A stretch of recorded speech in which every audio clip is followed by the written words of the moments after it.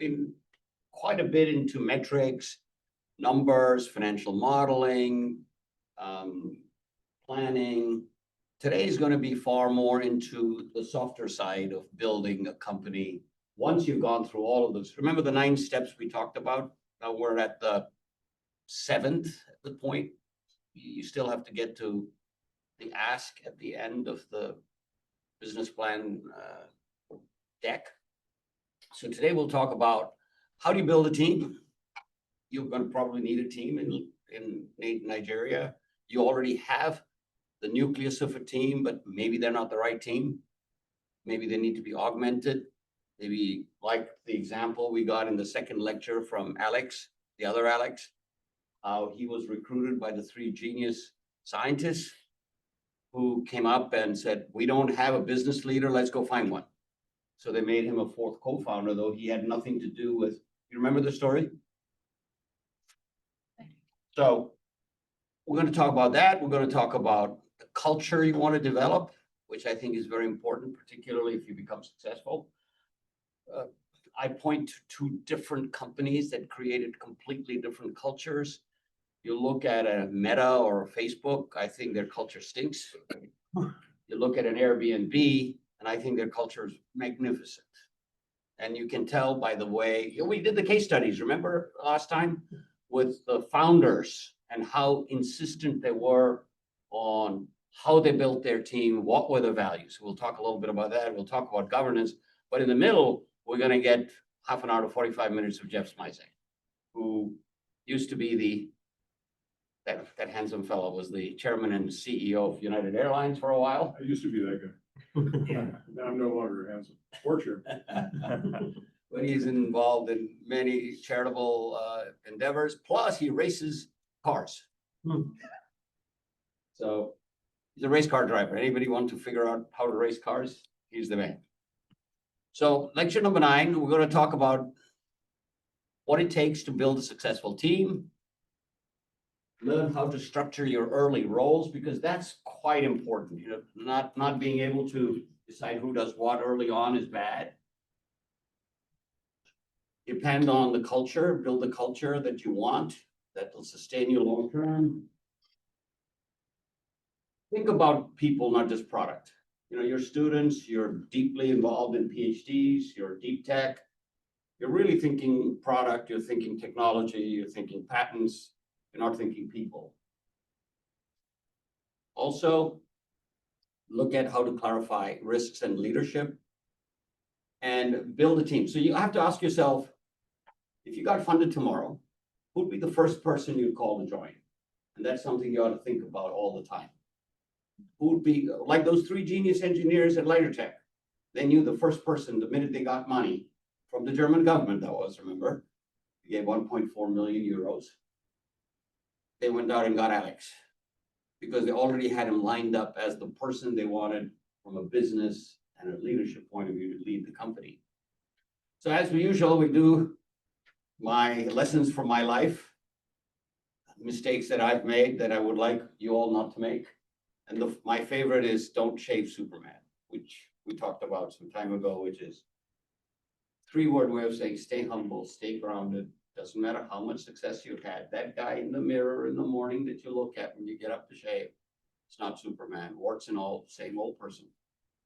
So as long as you stay humble and you are collaborative and informed in your leadership style, you'll do fine. You know, those arrogant jerks, yeah, they get rich, but they're not people like I want to hang out with. The other one is delegate everything, but don't delegate success. The entrepreneur's DNA is control. You want to be involved in everything, and it's hard for you to learn to delegate. But then what happens is once you've delegated, sometimes you step back too far and you let go of the key things that might make or break your company.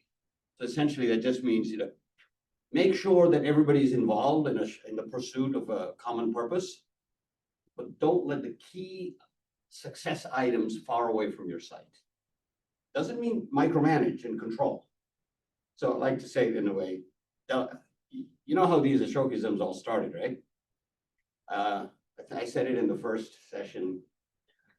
Through 3 or 4 companies, I had employees who came with me, who were like almost like my partners. And I would say things like, "Don't shave Superman," and they'd write it out. And then get the idea. So they published a book with about 150 of these. So just things like, a deal delayed is a deal betrayed, or best deals are made at the point of indifference, or don't push the river, let it flow. They all have sort of meanings behind them. So from life's lessons. And 2 more, higher trust. The price of betrayal is expensive. We try to want to hire, skill and experience and IQ and having had a lot of patents and all of those things, or if you want a CFO, you want someone who really knows accounting and who knows all of the GAAP and FASB rules. But if you don't get trust, you will pay the price. So I always like to say that I'd rather hire nice than smart. Of course, you want both. Now, this man had 100,000 people working for him, and he has got stories about that. And those who get you there don't get you out of there. It's all relating to today's topic, these 4 Ashokisms. It is for the people who get you in trouble are not the people who are going to get you out of trouble. So you may have to take remedial and corrective action. All right. So why do founding teams matter? We'll run through them because the investors bet on teams. In fact, you heard, who was it who came here? Was it Anthony who said the 3 Ps he looks for? People, people, people. I like to say practice, practice, practice, but that's for a different reason. And how your team is aligned affects how you can execute and how you survive the hits from everything is never smooth. So when you get hit, how do you survive? How resilient are you? And finally, the early team sets the cultural tone, such as, we have Alex here, who's the co-founder of a company called FiberCode in Germany, 3 co-founders. Difficult sometimes, but they're aligned. So that sets the tone for the culture of the entire team. So they're 3 very different people. Okay, so you need to understand what makes a founding team successful. So balanced skill sets rather than identical skill sets are more important. So don't look for someone who's like you. Don't look for someone who you see in the mirror. Figure out what's missing in your skills portfolio and try to fill those gaps. So making sense to you guys? To the people online? And investors care deeply. For instance, when Jeff and I decided to invest in FiberCode, we really drilled deep into how the 3 co-founders work together. And he can attest to that. Having been drilled. Yes, exactly. There are several people that have to take on roles in a fund. You need a CEO, the person in charge. It's very hard to have 4 people in charge. And I'll back up and give Lightertech as an example again. When we got involved and invested, there were 4 equal co-founders, even though there was one CEO who's the business guy. They said, okay, you do the business, I'll do the manufacturing, I'll do the software, and I'll do the lasers. Within 6 months, I nudged them into restructuring: CEO, CTO, chief engineer, chief manufacturing, with clear sense of responsibility as to where does the buck stop.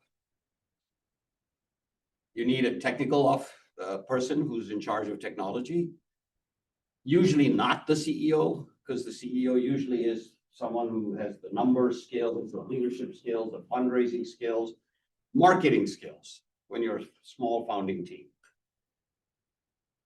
And then you get board members, and we'll talk about governance as you grow. And then you get advisors as you continue to grow. So these are the questions you have to ask yourself. When is it time for you to bring in additional people, a partner, and an advisor? The key is not titles. You can be CEO, but if the clarity of the role is clear, then you're fine. If you know who makes what decision in which area. And in deep tech, it's even more important. Because you're all so focused on deep technology that sometimes you forget the go-to-market part or the finance part. Your PhD gives you great expertise in a single area. That's what you get your patents for. But the adjacent skills sometimes are even more essential. All right? Start heavy on development and research talent, but then you start to add marketing and finance. Don't forget the finance.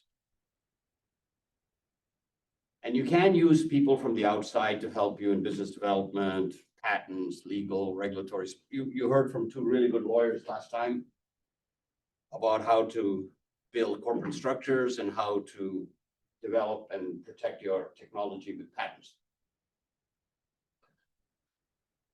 Simple, right? Self-evident. A lot of this is self-evident. Every lecture, a lot of it is self-evident, but not everybody follows it. So be honest about your gaps. That's the hardest thing for most young, smart people to realize where they have gaps and decide who to have. And then when you start to build a team, you've got to think through how much of the equity, how much of the shares of the company does everyone own? Because you have 4 co-founders doesn't mean everybody owns 25%. Sometimes that's what ends up happening, but that doesn't always mean that. If someone's doing 80% of the work and the other person is doing 20, it's not fair to give it 50-50. So, and then the vesting is very important. Lee Davis talked about that. You all remember? He talked about vesting. Anybody want to tell me what is vesting? Did you remember? I think when he said after a certain time, people have to prove their worth in the company so you can buy back shares or equity. It's basically when you choose, like you put a certain amount of money in and it accrues certain interest over time and you get your money back. No, these are what we're talking about, vesting of founder shares. Oh, okay. Okay, so let's just say that you decided you're going to have 1 million shares. So each of you, 4 of you get 250,000 shares. You don't get it all on day one. Remember, Lee was very carefully explaining. You get it 1/4 every year. So that if there's a fight between founders or somebody decides to leave, he doesn't walk away with all the shares. And then also he talked about having an intra-partner agreement where you can buy back the shares. Because you don't want your company shares staying in hostile hands. You know, these are lessons that, for instance, someone like me learned the hard way, blooding my nose by making those mistakes, not having those intra-partner agreements, not having a good vesting schedule. So you're getting this lesson early. So learn from my bloody noses and don't bloody yours. So use the cap table effectively to decide who gets what. Obvious, discuss power sharing, who makes what decision. And work on, get a lawyer, not an expensive one, or you can even do ChatGPT for much of this, and create founders agreement and employment contracts. Because you do not want a co-founder becoming a hostile opponent from the outside. You know, when you do many of these things, do all the partners pitch in terms of what should be in, what should not be in these agreements, contracts, or is it just the CEO decides all the time, along with the lawyers? Well, even the CEO has a hard time because they have not done it before. Yes. Now, in the case of these guys, I was the one giving them all of those suggestions. Yes. And making sure, early warning saying, you guys better have a clear understanding the role. So Robert became CEO. Clearly, he's in charge of da-da-da-da-da. Richard had operations. He had business development. But yet they own 1/3, 1/3, 1/3. So there's an agreement between the 3 of them. If one leaves, the company, not them, the company has the right to buy back his shares. you were an investor, and so you had a lot Has to more, be. both of you, and you had a lot of stake in the ground. Yes, So you want to make sure it works. For somebody who's just starting, they don't have an investor yet. Correct. Who do they go to really get that kind of an advice? You. Here to this lecture. So that's it. You start with the lecture and use that. ChatGPT. Yeah, but it's a good question. We talked also about this, right? It is, you need a good advisor who has done the mistakes already, or believe me, the mistakes, yes. because you can read a lot of books, but it is not giving you in books they tell you everything, but you don't know where to focus on. Oh, please, everybody. One thing I would suggest can happen, let's say you form your company, three of you basically all get the shares, they're 100% vested, third. When your first investor comes in, they're gonna see that, they're gonna say, no. My money's not going in until we do the following 6 things, right? So all of that will go away, because otherwise you won't get the money, right? So you need the funding, and your investor will say, look, you can't all be vested. And because Jim or Sherry or Joan, if they leave the own a third of the company that I'm putting my money into, not a chance, right? And by the way, you don't have a buyback agreement. By the way, you don't have the right, intellectual property rights agreements. By the way, your employment contracts are ridiculous, and we're going to either do away with them, or we're going to rejigger them this way. Here's the agreement you're going to sign if you want my money, right? So it's basically the power of funding will fix the mistakes, right? Unless you're now, if your initial funding is friends and family, next door neighbor, they're unsophisticated people. That's a different matter. When you're raising sizable funds, however, you'll have sophisticated investors. They will do their diligence if they're even remotely intelligent. What I found is people with money tend not to be stupid in general, unless they've inherited it. And so, this will fix itself. As once you get a funder. But not always, Jeff, not everybody has the kind of wisdom that you just talked about. My own experience in life, I made these mistakes. No, I'm not saying you don't want to, I'm just saying that if you feel as if you went in and you weren't at this lecture and you didn't learn from Ashok, and you didn't learn from other people's mistakes. I mean, I used to tell people I make 3 mistakes before breakfast every day, right? And everybody makes mistakes. There will be a way to solve that later. But the best way is, as you're developing your business, is to learn. Go to B school, hire someone who's going to B school. So how many times hire someone who's been through the ringer before? Because if Chuck were a member of your company, there's not a chance he would be, well, he'd be happy to get 100% vested and not say a word, but that's not going to last once the investor comes in. Right. So all of these are just simply, Jeff's spot on, that when you get the second round of investing, all of these issues might go away. But you might as well start good and clean at the outset, and you'll impress an investor. Even more so, they'll be more willing to invest if you've got your corporate structure clean and well thought through early. Yeah, and to his point, say you screwed up and you gave something to Shelley a third, and Shelley quit the next day, and she's 100% invested. Your investor's not going to be happy, right? So he's gonna say, get it back from Shelley. Shelley says, sure, you can have it back for the following large figure of money, right? Yes. So you don't want that happening. Yes. So, I mean, all 9 lectures are available. Download them, keep them. If you ever start a company. Now, if you go and work for ExxonMobil, or if you go and work for Amazon, that's okay. You don't have to worry about this. But my guess is, remember the first lecture? What was my guess? 1 out of 20 people have the entrepreneurial virus. 19 out of 20 do not. So I don't know what your share of that virus is, but I think it's a little higher than 1 out of 20. But I'm sure some of you will not end up being entrepreneurs. You'll end up with your DR degree, getting a 6-figure salary in some big company.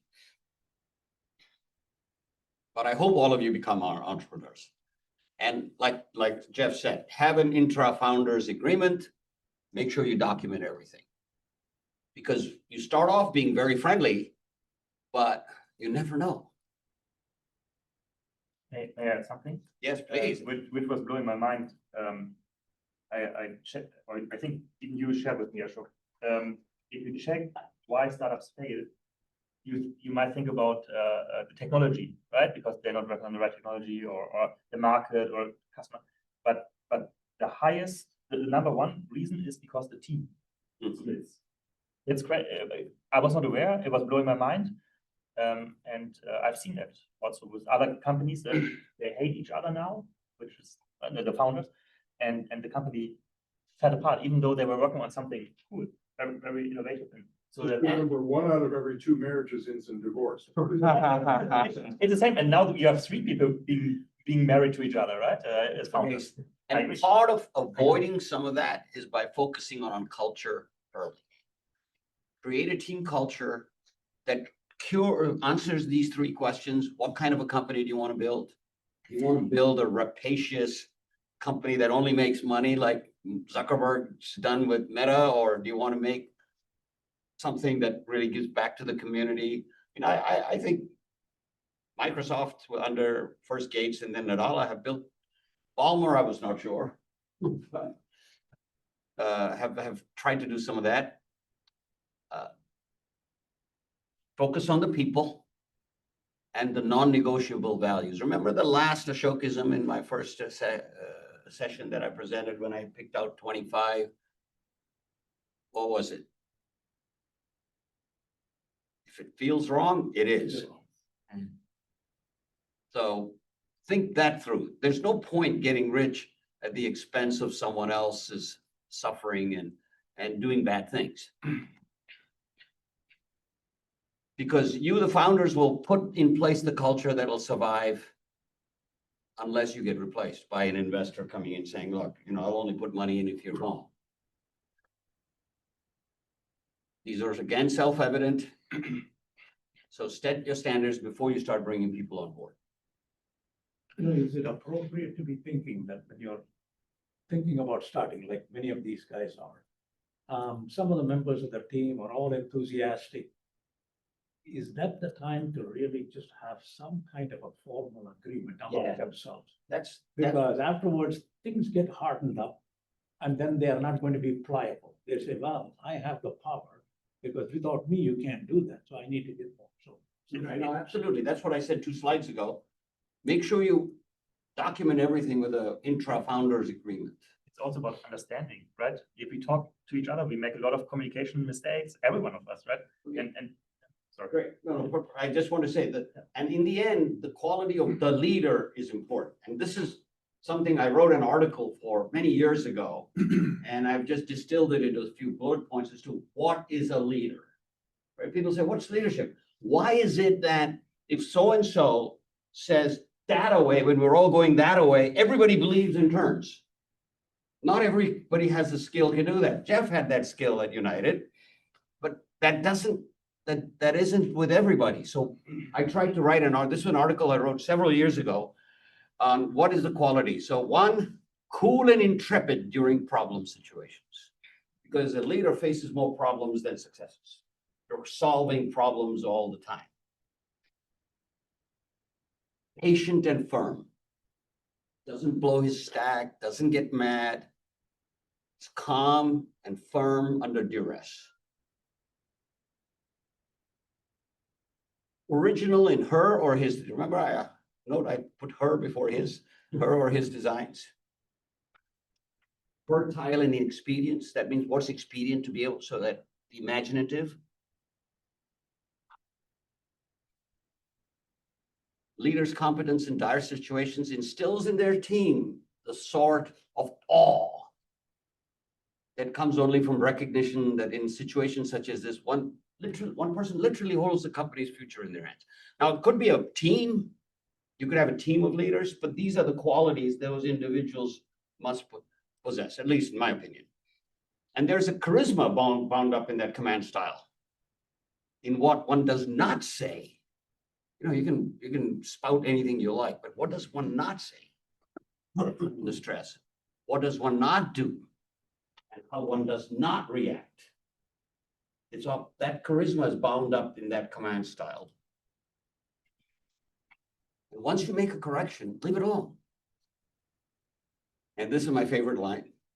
a refined sense of judging gradations of imminent calamity. That is a true leader. That is the kind of person that when you point that a ways, when you're all headed that way, everybody turns and follows. Because they believe that you have a secret source of foreknowing. And then they will follow. I know it's easy to write this. It's almost impossible to do. Very few people have this. I think, some politicians had this. I think Most don't. most don't. Most don't. Yeah. Yeah, I was gonna say FDR had it. And so let's take a case study of this and talk about, I call it the symphony of human excellence. Because to get teams to work is like a symphony with a conductor. Everybody, one's playing the violin, one's playing the harp, one's playing the drums, one's playing the cello, the piano. So it's a symphony. So in 1938, Roy Hofheinz was tasked with building the first dome stadium ever in the world. And every engineer said it was impossible. The dome would collapse. How could you air condition 2.5 million cubic feet of air? Grass without sun would die. How can you build a dome stadium? That was what everybody was pushing back, except for Roy Hofheinz, the that-away leader, the guy who had those skills we looked at on the previous chart. And he understood that it was not just the space, it was a matter of creating a team that was able to understand what the end goal was. And he didn't hire the most qualified people, he hired the most creative people for an impossible challenge. Architects who had never built a dome, engineers who had never air conditioned 2.5 million cubic feet, groundskeepers that had never grown grass without sun. But he provided the leadership and created the eighth wonder of the world. The Astrodome was called the eighth wonder of the world. Never happened before. Now, of course, we have dome stadiums everywhere, but without Roy Hofheinz, we might not have all these dome stadiums. So it wasn't so much his skill in architecting something or designing something, or it was in creating that leadership that made people believe that that-a-ways was possible.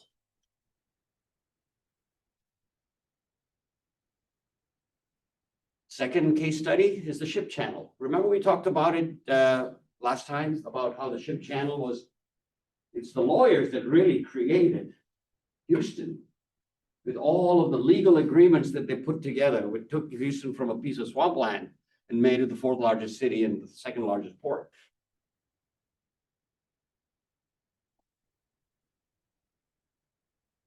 Succeeded because they hired engineers, financiers, politicians, and contractors who collaborated effectively, were led effectively. It was Jesse Jones who started the ship channel. That's why we have the Jones School at Rice University. And who was the other person who was in charge of getting the money for the ship channel? We talked about it. Yes. There's a town in this city that's named for him, Tom Ball. He was the city councilman that worked with Jesse Jones to get this thing going.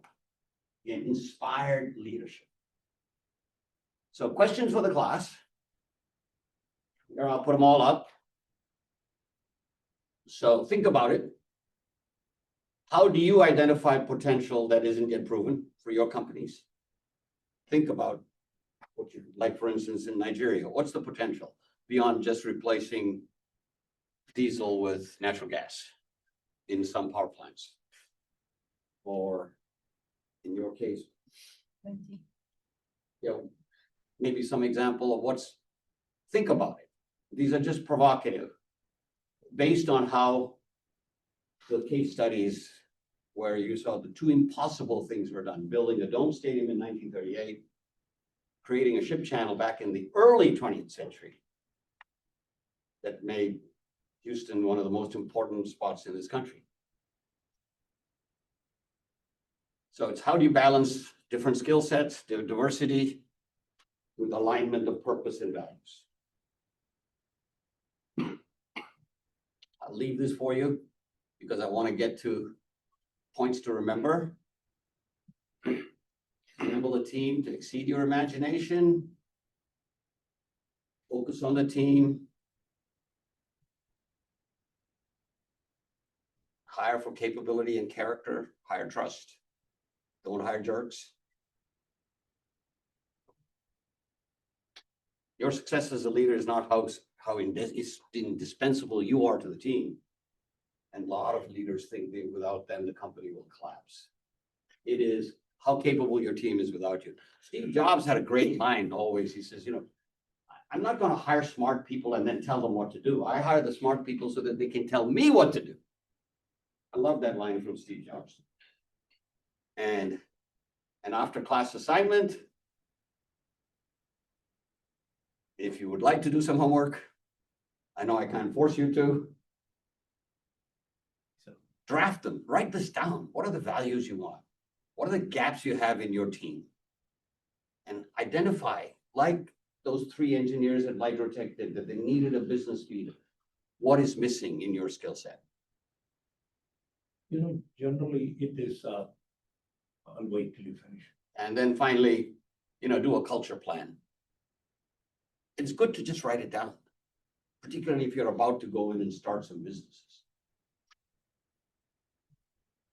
And then next up is Jeff Smisek.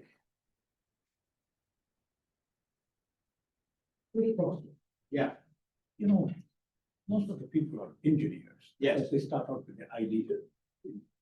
And when you start thinking very logically, step 1, step 2, step 3.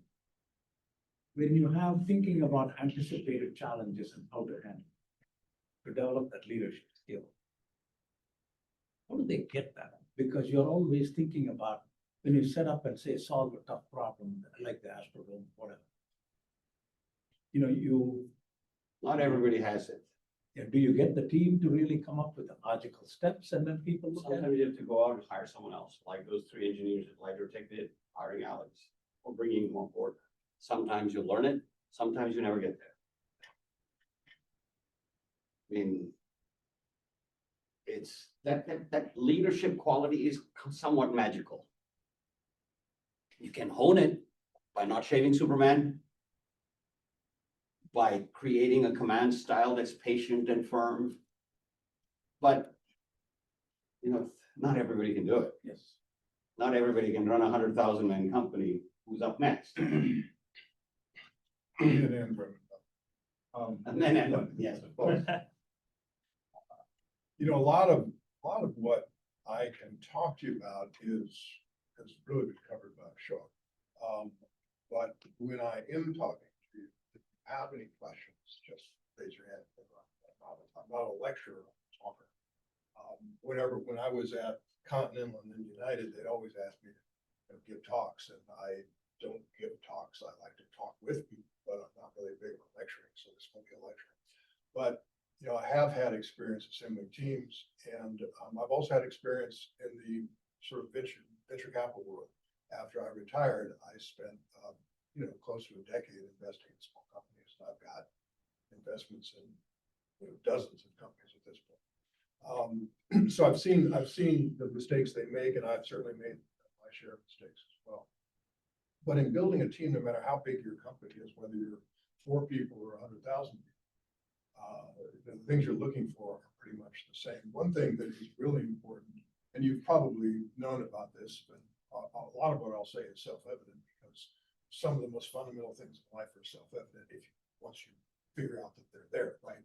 It's easy to say they're self-evident, but if you haven't done it before, it's not so self-evident until you discover it. Is EQ versus IQ. Hiring really intelligent is always a good idea.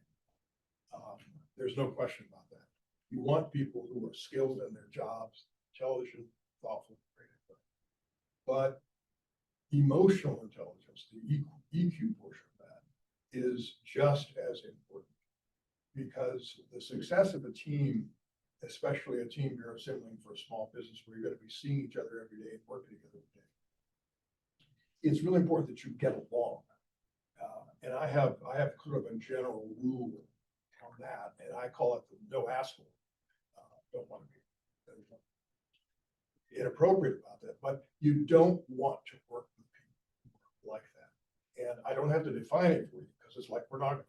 Know it when you see it, right? But it's very important not to have somebody who is a pain all the time in your team, because they can inflict so much pain in the organization that you lose good people, right? So it's very important to have somebody who understands how to get along with people, how to work as a team. And they're not so arrogant that they think they know it all and they're always sort of putting down others. That's, that is really, that is important. And certainly integrity is important as well, because you don't want people, I mean, I used to work with someone who, if something went well, it was always his idea. But if something went badly, it was always his idea. Right? Because, success has many fathers, but failure is an orphan, right? And you don't want that kind of person too. It's important as well that, you get people who are willing to work like you're willing. I mean, starting a business is really hard. The hours are really long. Pay is terrible because you're often not paid or barely paid, right? And finding people who are committed to that vision of the company, your vision if you're the CEO or your team's collective vision, defining that vision, as Ashok mentioned, sort of defining the mission of the company, what you want to accomplish. People who believe in it, because if you believe in something and you know that this is the way to your and the team's success, and you're confident that you will work so much harder because you care about it, right? And I mean, a good example, but I used to be the general counsel. I used to be an outside lawyer. And then I became the general counsel of a company that doesn't exist anymore called Continental Airlines. And when I was a lawyer, I would give advice and the client would either take the advice or not. I didn't care because they paid me no matter what, right? Not my problem. I mean, if you don't listen to me, you paid me, fine. I'm okay with that. That's your choice. But when you're general counsel and you give advice and they say no, you say, whoa, whoa, whoa, whoa. I'm sorry, but I've got stock options and I've got my future here. And I quit my big cushy job as a partner of a big law firm to come this, twice bankrupt rope in Continental Airlines. People are gonna listen, right? Because we're not going down that path. And if we go down that path, I'm out of it. It matters a lot to you. And people who care about the business work harder, they'll make better decisions, they'll make honest decisions. And that's really, really important. So I think that making sure that everybody is on board is, however, you don't want people who sort of go along to get along. That is, as a leader, let's assume you're all the CEOs of enterprises. You're going to make mistakes. You're going to be wrong a lot. And you need people who will disagree with you. Now, it may be inappropriate to disagree with you in front of 3,000 people, but you do want people who come to your office, shut the door and say, you're full of crap. And this is the reason why. And we're going down the wrong path. You want people who are what I call contra mantra. That is, sometimes in organizations, there's sort of this, it has to be this way attitude that's called the mantra. And sometimes people wake up and say the emperor has no clothes. Right? You need people like that. That said, you also want to have people who will express their opinion honestly, will get the facts and data to support their opinion. But when a decision finally gets made by the team or the CEO, whoever makes it, and that person wants to go that way, and the decision is to go that way, you want the person to hop in the canoe and row that direction.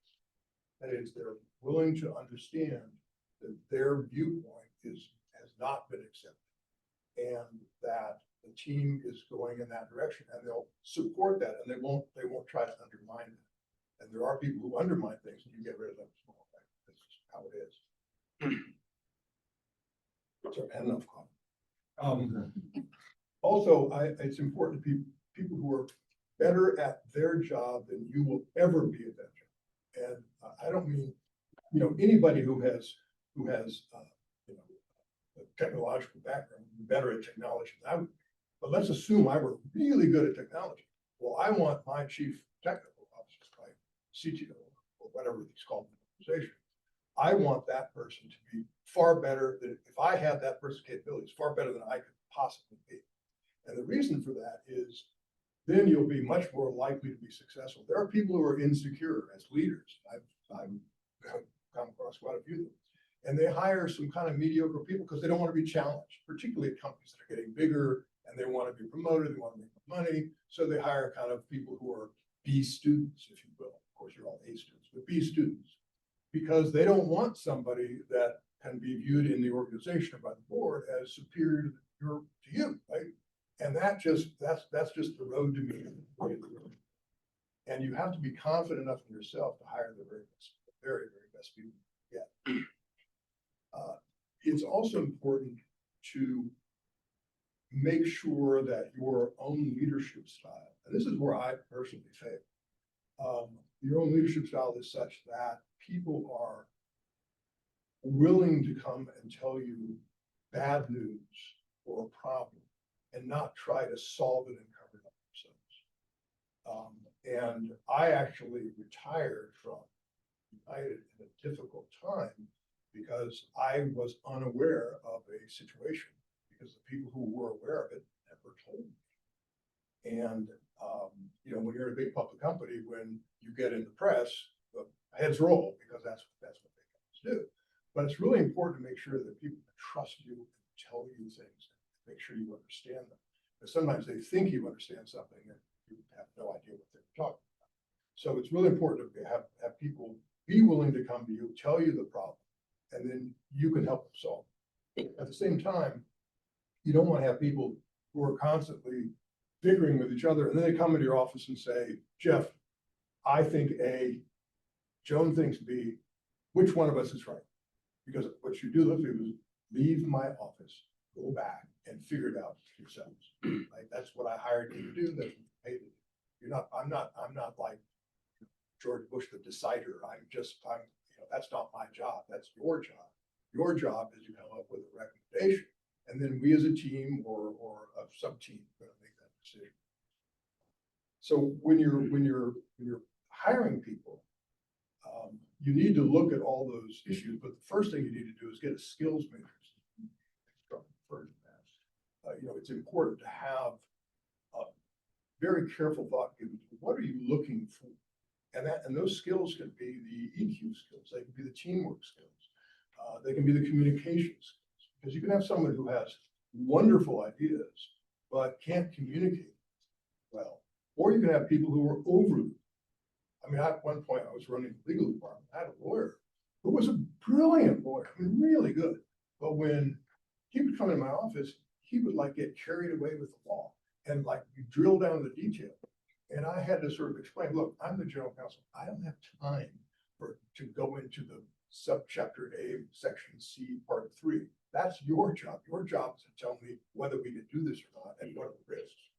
So you can be overly detailed. That's almost as bad as being underly communicative. You do have to keep your finger on the pie and know what's going on in the company. But it's important to have regular and open communication and make sure people feel that they can give you bad news, because bad news will happen. That mistakes will, as I say, mistakes will be made.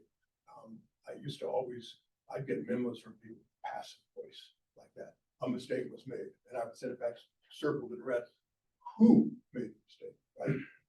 Own up to it. I made a mistake. That's okay, as long as my mistake wasn't stealing $10 million. Right? That's a mistake.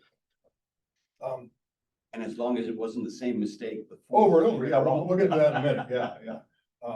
Because I like to kind of go through some things that certainly I've experienced, Ashok has experienced, things that you learn. It's also important that when you have people who are coming in, if you're a founding team, make sure all your co-founders are interviewing that person, because you want different viewpoints. You have your viewpoint that, Alex has red hair. Well, I don't think Alex really has red hair. Oh, Alex has a red beard. He has a red beard. Okay.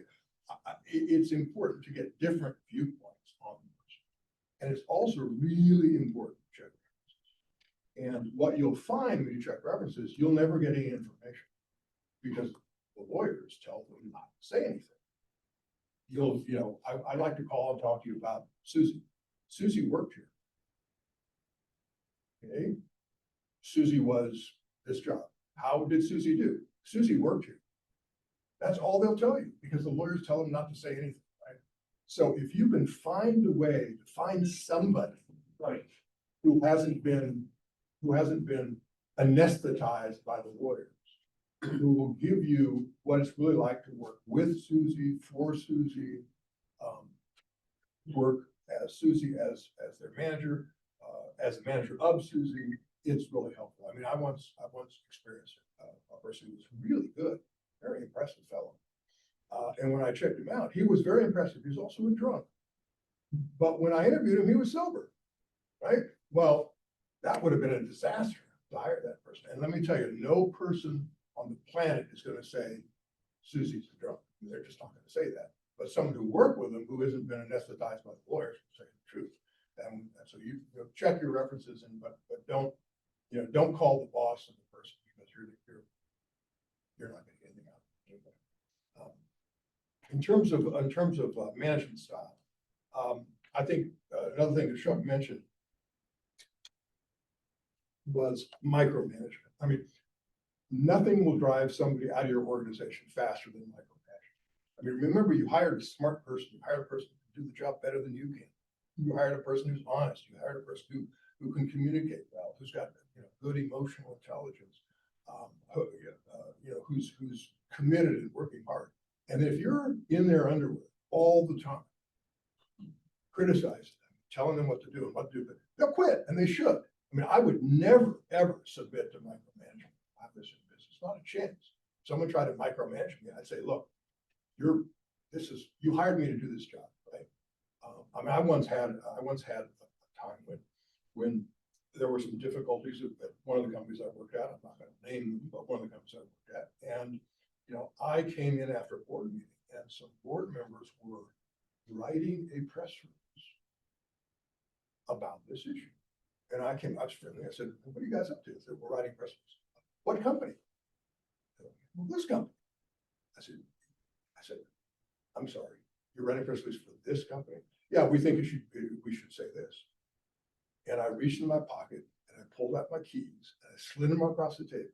And I said, then you're the CEO. Because board members do not manage a company.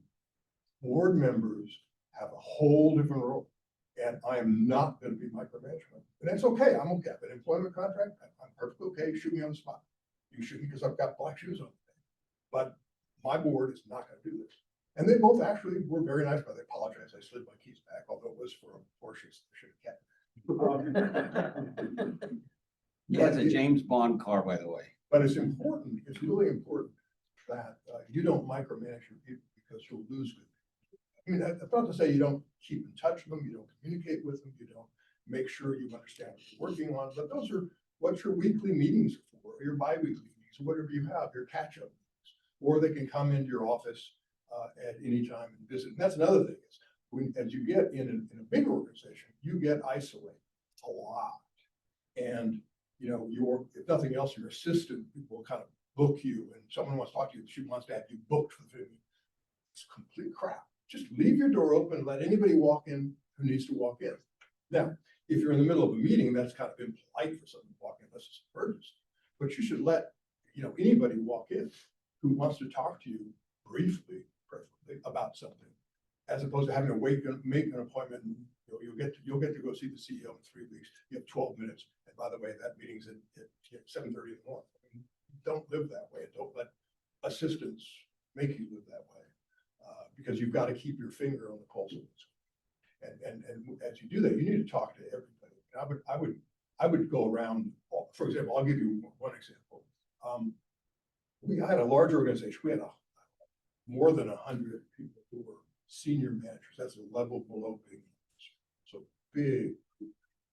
I took every single one of those people to lunch by themselves with me, one a week for 2 years. And I did that because I got to know them, they got to know me, and I could ask them privately, what's going on? How do you feel? Where are we making mistakes? Where am I making mistakes? Now, some of them were afraid to tell me that, but they shouldn't, because I was actually soliciting. Now, who wants to go to 100 lunches over 2 years? Nobody. But that's a good way to understand what's going on. And when you're out in the field, if you've got a manufacturing operation, for example, you've got a maintenance operation, talk to the people who are there. They know what's going on. want far more than the boss does. And if you get them, if you can get them privately, you know, if like if you're, this will be different. I mean, but if you're a bigger public company, you've got an entourage. Tell your entourage to go away and go talk to, you know, this is great. Go to, Dr. Rada This says is everything. bribe. talk to the people one-on-one who are actually doing the work, because they can tell you what's wrong. And sometimes they're wrong because they don't see the bigger picture, but it's really useful to listen to. And in that sense, you know, one thing you ought to do, and also, well, I'm not doing nothing but talking, so it's amusing that I'll say this, is talk about 1/5 the time that you are listening. Because you're there to learn, and you're not there to spout, and you're not there to, you know, tell them what they're doing wrong, whatever. You're there to learn. That's what you do. You learn all day long, every day.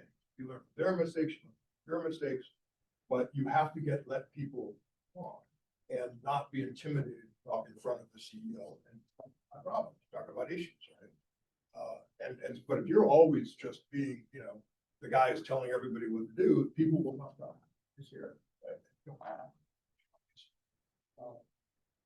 In terms of hiring people, when you do hire someone, one mistake that I made more than once is when you've made a bad hiring decision, admit it to yourself. Go to that person and say, Jimmy, and I need you to move on. We'll have HR help you get another job. Or there may be a job within the company that you were good at. I promoted you. I screwed up.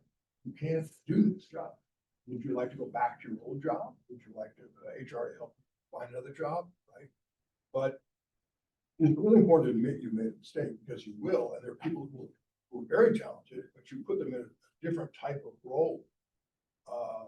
And they just flounder because they're not ready for that role, or they're just not sort of, you know, they're just not the sort of person who likes that role. I mean, you know, you think of someone who does PR for you, right? That takes a very special person, or marketing is a very special person. You could take somebody who's really good, you know, negotiating a contract, and you put them in a PR position. Yeah, that's faster. So, but I'm just saying that admit your mistakes, admit your hiring mistakes. And also, if someone's dishonest, and you're sure they're dishonest, fire them immediately. Don't wait, because you can't have someone dishonest, and that dishonesty doesn't mean necessarily theft. It means saying something to you that's not true about some other person, because they're playing office politics, and office politics are fake. They're awful. I'm not saying they're not there. They will always, as long as they're humans, politics. Certainly in Washington. But you know, if you've got somebody who lies to you, fire them. Because if they're trying to get that person's position, guess what? It didn't work out well, because that person's saying that you're going, right? And don't wait. Just when you find out someone's lied, you shoot them on spot. I don't care what age it is. Shoot them. I don't need this. I don't need them. Get rid of them promptly, and HR will clean it up. But you need to get rid of people like that. I have lots of things that I've got so many mistakes. I need to believe me. This is pearls of wisdom, guys. Yeah, yeah. Absolutely. Could we get a copy of the paper? Or notes to share? That would be good. Now, let's also talk about your own sort of interpersonal skills. When someone does a good job, a lot of people think, oh, the way to reward a good job is more money, more stock options, raise, promotion. No, I mean, yes, that's a good thing, but you can get just as big a bang by publicly praising that person. If you're at a meeting of, you know, 30 officers of the company, and one of the officers has done something, you can say, I want everyone to recognize the great job that Susie's done. This is really impressive. This is far beyond what we expected to get. And, you know, we did this debt financing, and it's 50 bips less than we thought, because she was a great negotiator, and she saved the company $17 million. I want you all to recognize what a great job she's done. let's say that Susie has screwed the financing up, terrible, and she cost us 17. You don't say a word to Susie, not a chance. You after me say, Susie, would you mind staying afterwards? Just I somebody just want to talk briefly about it. Nobody knows what's going on there. Everybody leaves. You say, Susie, you effed up this offering. We have got to figure out a way to make this work, or we have to move you on in life, right? It's really important not to criticize people. One, it's incredibly rude. It's also demoralizing to everybody else. And then they get afraid to tell you anything bad because you're going to criticize them publicly, right? It's much better. Always criticize somebody behind closed doors. Never, ever public in any setting. That's really important. And a lot of leaders make that mistake because they feel big and tough, and they're going to criticize the person, and they don't recognize that not only is that demoralizing the person being criticized, but everybody else is going, oh, Jesus, I'm not going to talk about anything bad. Another thing is, I referred to it a little earlier, is the hierarchy effect. As your business grows, there will be hierarchies, and there naturally will be a hierarchy, right? But I think it goes to his don't shave Superman out. Just because you're the CEO or just because you're heading the marketing group, you do not walk on water. You know, the Pope puts his skirt on one leg at a time, just like anyone would, right? I mean, that's just how it is. And you put your pants on one leg at a time, you're a man. So you really have to make sure that you don't begin to think of yourself as somebody special, because you're not. And Ashok mentioned this, you are replaceable. Anybody's replaceable. There is no company that will die without you. I mean, even our $1 trillion man, if he got run over by a Cybertruck, everything at Tesla would be okay, right? There's nobody who's not replaceable. So don't think you're not like that. Another thing is you got to keep your thumb on the business and understand what's going on. There are many CEOs, and Ashok mentioned this as well. I think all I'm doing is repeating. No. That they basically, as they get higher in the organization, they kind of like the limelight. They like going on, these business shows on TV. They like going to awards dinners. They like putting on the tux and being a big guy, right, or woman. And they lose touch with the business. And I once was in negotiations with the CEO of a large company. And when I would ask him a question, he would go and turn to someone over here. Ask another question, he'd go over there and over there. And the reason he did that was he didn't want to put his other people forward. He had no idea what was going on because he was a big guy. He was on TV. He flew around private jets. He stayed in suites, right? But he had no clue what was going on in business. You don't ever want to get to be there. You need to keep your finger on the pie. You need to be humble. You need to listen. You need to know what's going on. And having regular meetings helps a lot, but you don't want to overly meeting. And meetings is I could give an hour lecture on meetings, but keep your meetings on time. Have a definite ending, a definite agenda. If you walk into a meeting, there's no agenda, walk back out again, because you have to know what's going on and what you're dealing with. Not just have a free flow of let's just waste everybody's time, at 7 a.m. In terms of another thing is don't tolerate whining. People will whine, but at some point a whiner is sort of like the other A word that I use. I mean, they cause pain in the organization, and those people you just have to sit down and say, stop whining. I know you don't like it, but just stop. It's important. And sometimes you can get, in a big organization, you get people help. You can actually hire coaches. You've got somebody who's really good, but has a few failures as a leader in the organization. You can go and get outside coaches who will be honest with you and who will help. Sometimes that works. In my experience, generally it never works. But I know that companies do that. But generally, a leopard does not change its spots, period. And if someone's already 30 years old or 35 years old, and they've got, and they're a whiner, they were born a whiner, they live a whiner, they die a whiner, just give it up and get them out of the organization. In terms of your expectations, it's also really important that you set the expectations clearly. I mean, you know, I believe in having a business plan on one piece of paper, not front and back, just one piece of paper. So everybody had an understanding of what the business was. We used to put an annual business plan, we publish it to all the employees on one piece of paper. And all the meetings were around that piece of paper. So if you were in a meeting and you were pursuing something and you couldn't tie it back to one of the objectives on a piece of paper, you were wasting your time, wasting our salary money. And you need to do one of two things. Start working on something that's on that business plan or go work someplace else. So you need to set the expectation, make it as clear as you can. But when you're setting deadlines, you can be aggressive, but you can't be ridiculous. I mean, a lot of people think it's really cool to say, I need it by Friday, and make them work all night long, and then they get a mediocre result back because the person didn't have time. If it's just not doable by Friday without doing it in sort of a halfway manner, don't set that as a time frame. Set a reasonable, it can be aggressive when you don't like, I'll come back to me in 6 months, maybe. But set something that's reasonable. And so, but also you can be aggressive that you have to make sure that, you know, it's time to be done. But don't make demands that are absurd. You know, I want you to paint all 500 airplanes by tomorrow night. I mean, it's not going to happen. Things that just don't work. The other thing is, and it's amusing that I'm doing this as I'm doing all the talking, but be very careful what you say to Ashok's point. As you get higher in an organization,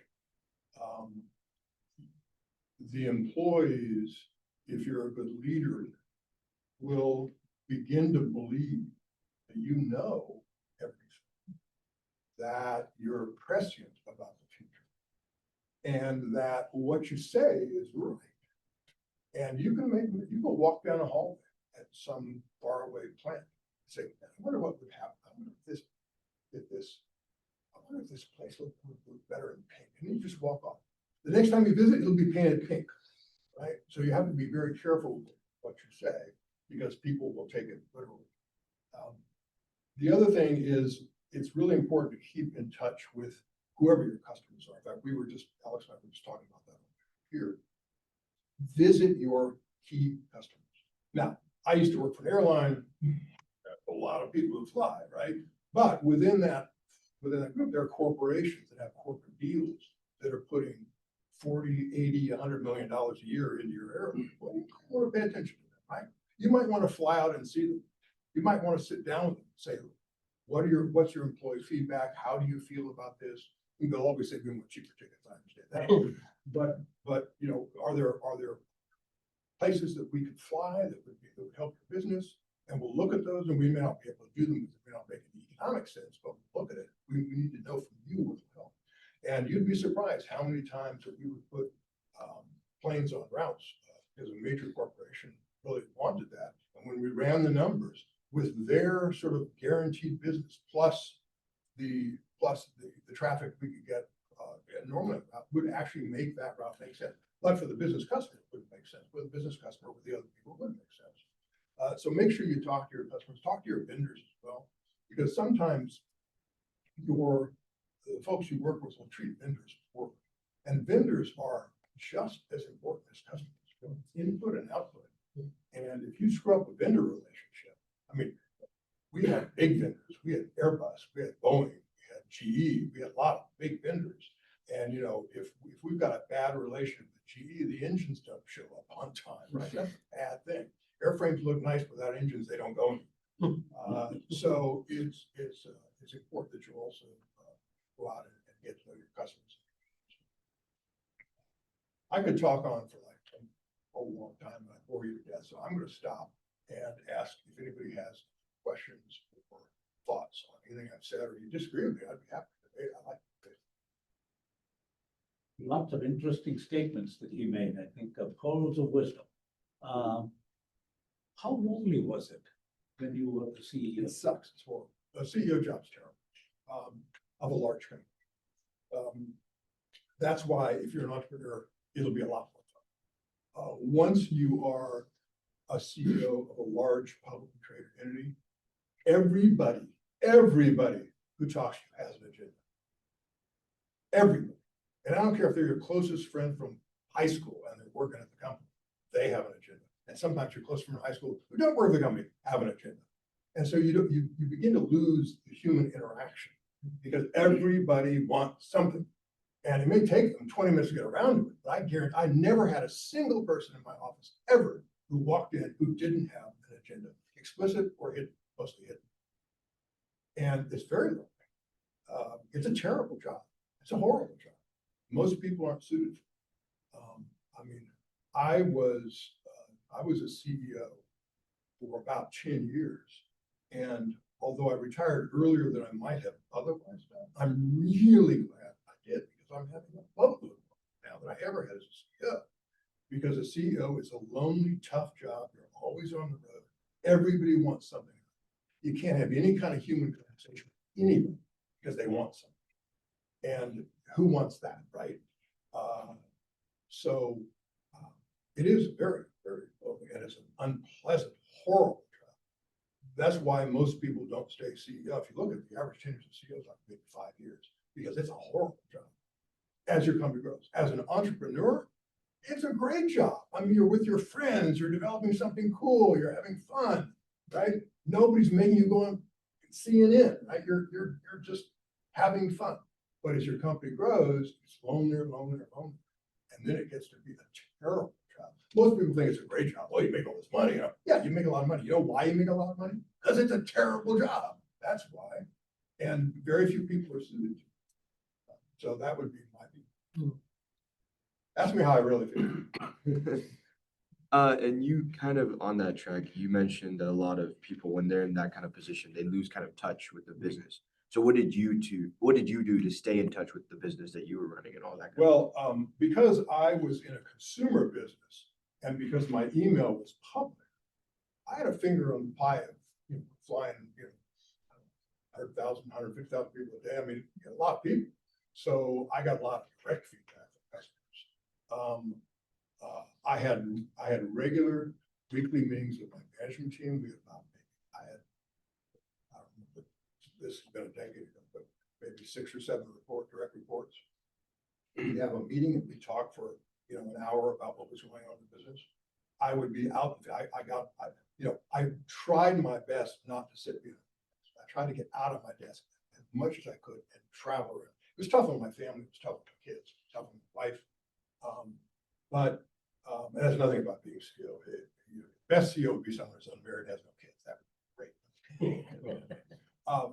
And your 100 lunches. Yeah, and a lot of food.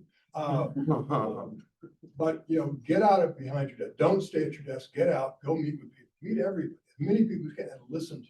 And it doesn't. Remember, if you want to know how the U.S. mail works, you can go talk to the Postmaster General, whatever they're called.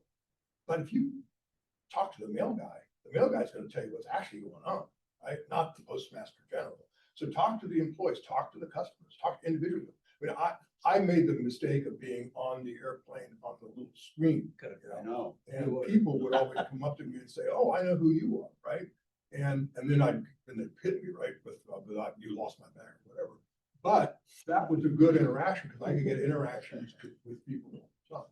Although I will tell you, one time I was in the restroom, I was doing what you do in restrooms, and the guy next to me said, "Are you Jeff Smizek?" And I said, I get that a lot. And he stopped talking to me because I didn't want to talk to him right then.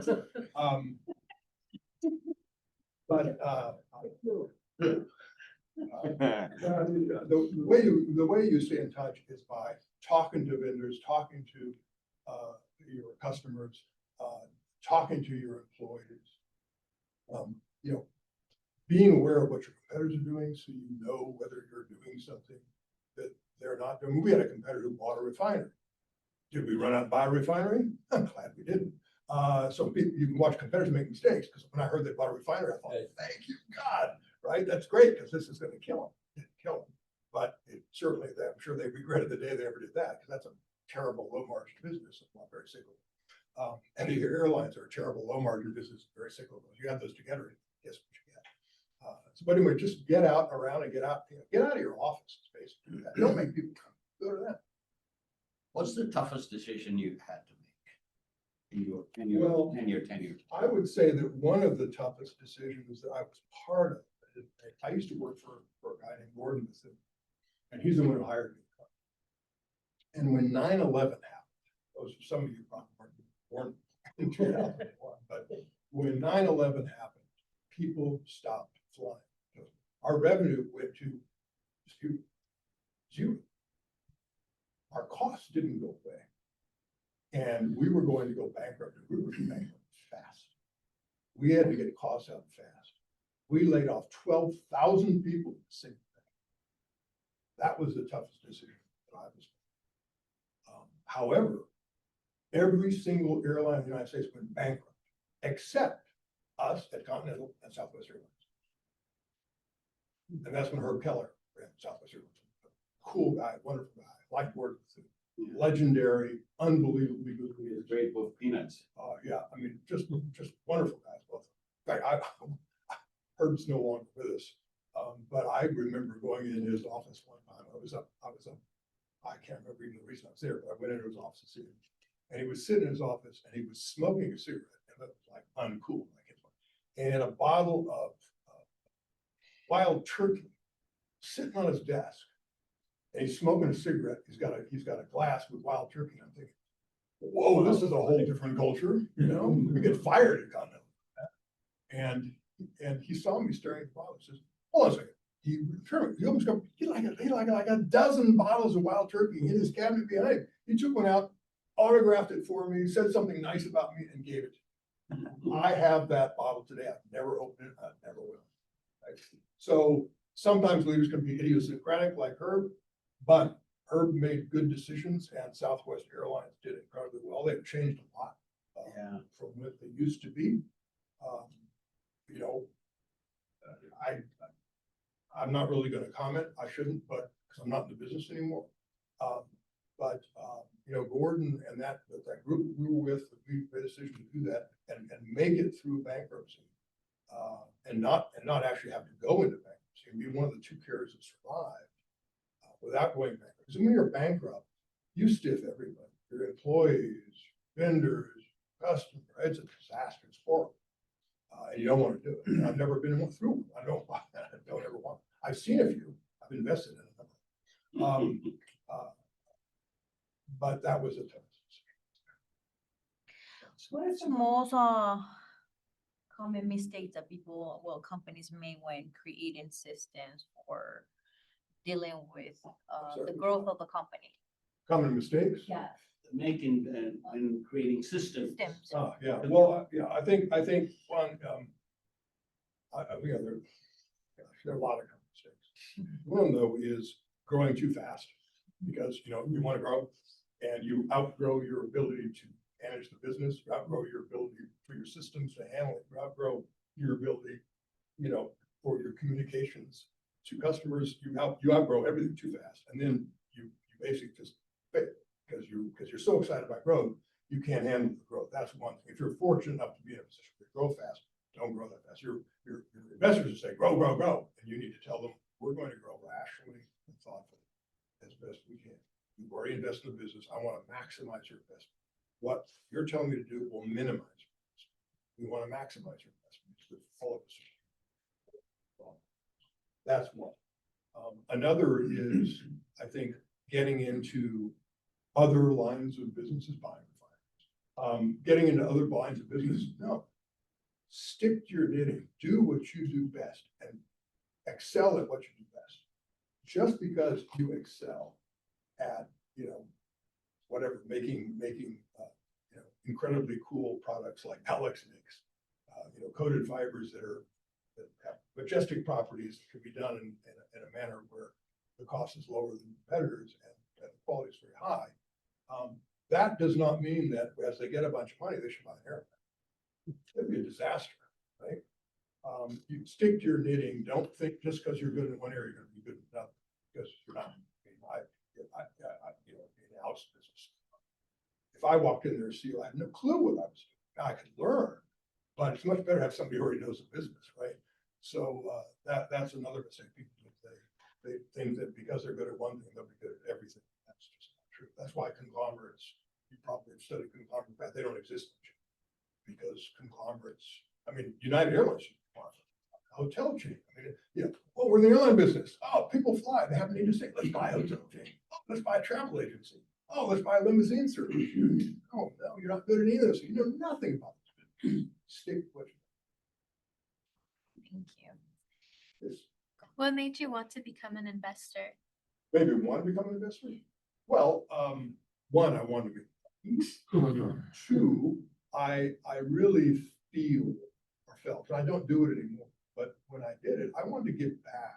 I had a lot of managerial knowledge. I had a lot of knowledge about how things go wrong. And these were typically young kids. I mean, I call them new kids because I'm a geezer, but they were young kids who were starting out in life. They had a great idea, and I wanted to help them be successful.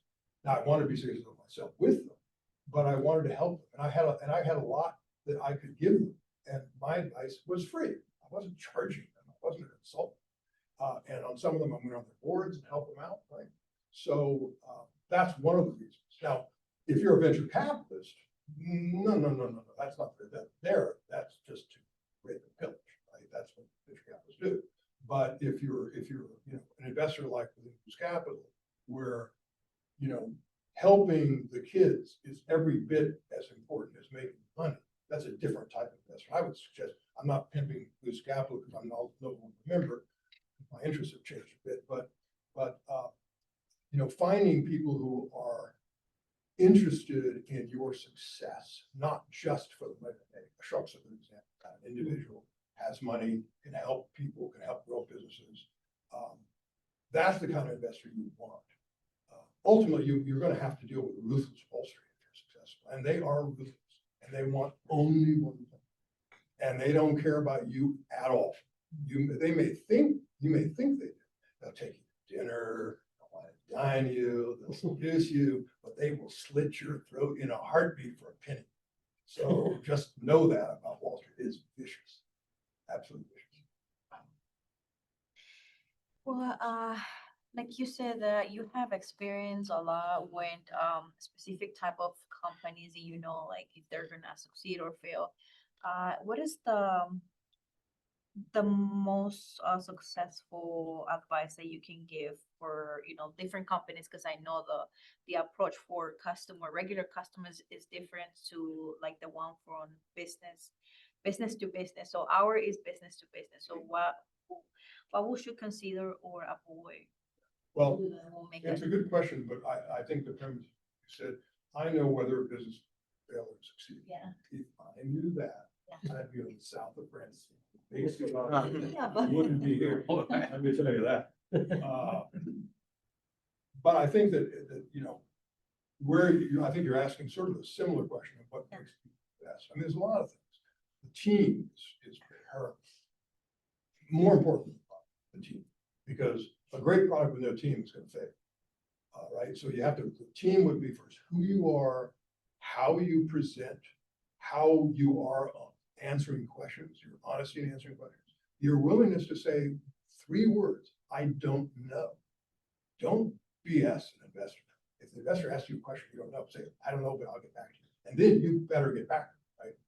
With the answer. Obviously the size of the market, does it scale? Ideally, does it scale without a lot of capital? Because capital intensive businesses are hard to invest in because they require a lot of capital, which means you're going to, as an early investor, you're going to get diluted beyond comprehension, right? So what I would look for as an investor, an ideal company would be a software company. You write the code, you sell it 1 million times, the marginal cost of another copy of the code is 0. The marginal revenue is 100% of the revenue you get, right? So so it scales, it's not capital intensive, has high profit margins. I mean, all those things. You have a business that can promise that in a realistic way, you're going to get investors. If you're going to basically create the next grocery store, no one will be interested. Large business, lots of employees, Very thin margins, lots of capital, lots tied up in inventory. Nobody's gonna invest in it, right? So you have to think about how your business stacks up. And, you know, there are different investors for every type of business. But if you've got a business principally that will, you know, have high margins and you know, have decent growth without much capital, you know, that's an ideal business. But it may not be your business, but the way you'll get money is by making sure you think through all the questions investors have and answer them honestly. And don't over promote. I mean, you know, every business plan you look at has that hockey stick, right? Oh, yeah, we're gonna lose 50 million this year, and then 30 million, and then 12 million, then we'll make 15 million, then make 80 million, then we'll take over the world. Yeah, ain't gonna happen, right? It'll be mostly losses, and then maybe a little bit of profit. Then maybe they'll get cash flow neutral. Whoa, that's what you want, right? But so be honest about it, which is not to say don't show growth, because you will grow, you want to grow. But you know, if you put projections that are patently absurd, no one will want to invest except your relevance. And then you'll just end up screwing relevance, which is not good. Yeah. My time? Great, thanks, fellas, for their time. Thank Thank you. you, Professor. Thank you. Good night. You know, if we really wanted to have the pizza, should be just a. No, I'm I'm just kidding. No, I'm good, don't worry. All right, so I have a funny story about ruthlessness of Wall Street, but I'll save that for some other time. It's slightly risque. I'll tell it in the call. Then I'll tell you guys later. So the last part, which Jeff referred to quite a bit, and I'll just gallop through this. This will be a leave behind for you so that you have the notes on slides on governance. Because when he slipped the keys across the table to the board member, he was telling him, look, I'm the manager, you are the governor. Governance is different from management. But governance is important, and we'll get to some reasons why. Let me start with a story of a company that I know very well, because I was president of one of their divisions, but that was 5 years before they failed. And they crashed. One of the most spectacular failures in American business history till that point. Then came WorldCom, which was 10 times worse, and several others. But Enron was the poster child for bad governance. They weren't just selling bad energy contracts to the barges in Nigeria or outing power in California, or cooking the books by going into the earnings warehouse and pulling out earnings that didn't exist. And I knew very well the guy who did it because he used to work for me at one time, CFO of the company.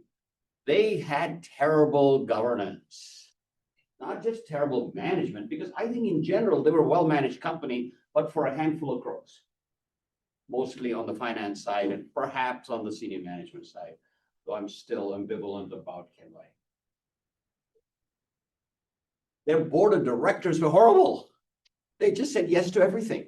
They never quizzed the management team as to where did these magical 3 cents per share appear when 3 weeks ago you were telling us we're going to fall short. And they have shady accounting, shady deals. So the board just allowed it all to happen. And of course, there were executives who were management, didn't have they hid debt in Nigerian barges. It was one classic place where they hid it in shell companies. And when the music stopped, which is, the house of cards keeps building, and you can keep building that house of cards. You've seen the TV show with Hercule Poirot, who has the ability to build, but even he gets to a point where it comes tumbling down. So when the music stopped, collapse of trust in the company, which is like a run on a bank. And even though till that point, they were still a good company. They were not $100 stock worthwhile company, but a $30 stock, they would have been fine.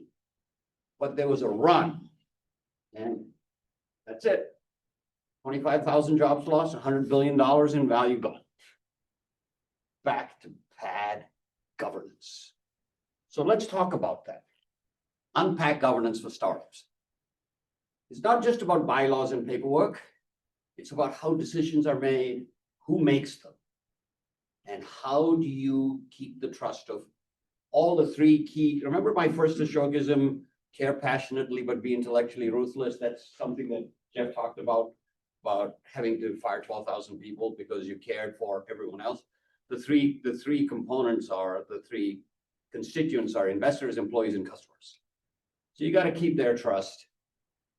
And why does it matter for you as future founders? Because bad governance, as we saw with Enron, kills companies. What is governance? Who decides? How are the decisions enforced? And who holds the decision makers accountable? And in a larger companies, typically the board of directors. But in a smaller company, you don't have that kind of a board. So you need to set this policy up fairly early, because it is your operating system for decision. Much of this is once again self-evident. And for a startup, you say, you know, why should I set up all these procedures? Because I'm small. But it is the foundation for what happens if you do succeed. If you do get out of that hockey stick, and you do get into positive cash flow, and you do start hiring a lot of people. And if you don't answer them specifically, conflict will create problems for you. And let's look at that. You should have a founder's agreement. We talked about that. Who does what, when they do it. Then you start to assemble a board. And in the beginning, it might just be the founders, but then it'll be the initial investors. If some of the 3 F's you all remember who the 3 F's are? Friends, family, and fools. When they invest, some of them may come on the board. Then when outside investors come in, you get advisory boards as well. And they will give you guidance. They don't have power to make decisions. Investors will have decision-making authority. Like you said, when new money comes in, the fact that Sally had fully vested shares goes away.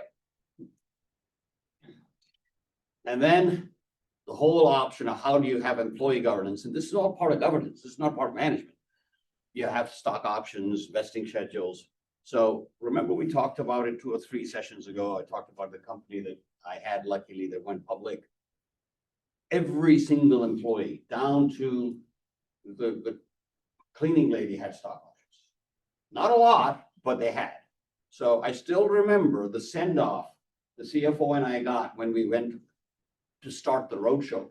Every single employee turned out to give us this rousing best of luck. And we returned 27 days later, and every single employee was there counting how much money they had. So a question you need to answer. If you and your co-founder disagree on something, whether it's a pivot or a decision, who decides? Have you figured that out? Yeah, we do. We have a voting, Voting. yes, so we have voting shares. So essentially, we decided it's not gonna be either us 3, it's gonna be our other co-founder. So That has the there's a most. decision to be made. You don't want to be Decision made. voting every time. No, yeah, it's a decision. You have to clearly say, if it's finance, so-and-so decides. If it's something to do with software and all, so-and-so, we're gonna pivot from doing airlines to refineries, who decides? Right? Friends, families, and fools. So that's a question you need to answer early. So you recommend that it has to be for every decision and every, The families of decisions. Okay. And then in the end, if there is no specific condition that you have thought through, there has to be one person who eventually decides, which typically is the CEO, whoever you have sort of bubbled up to the top, like we had at Lidrotech, where the most recent co-founder became the CEO, the business guy that they brought in after the 3 geniuses had gotten their big grant. You still remember that? Alex spoke to you for. Yeah. And if you don't know, you already have a governance problem, as I said. If you don't know who decides, that's a problem. Even at this early stage. And common pitfalls, if you have, well, Jeff talked about it. If you have given out equity with no vesting, you know, the 4 years where you get 1/4 every, the way Lee Davis explained it to you last time was typically you get 1/4 of it on the anniversary year, and then 1/36 every month keeps vesting. So at the end of 4 years, you got it all. if you've stayed 4 years. And then you should have the right of first refusal as a company to buy back the shares. We talked about this already. The other problem you can have early on is when you have a board of directors, everybody is a sycophantic friend. So everything you want gets approved. Actually, that's even as huge company like Enron, valued at whatever it was, 100 billion at the time, had sycophantic board, had a sycophantic board. So anything Ken Lay or Jeff wanted got approved. There was no pushback. Why is this happening? Where's the earnings coming from? I was in some of those meetings. But I was in those meetings before the book cooking started. That's when they were $20 stock. I had to make that point.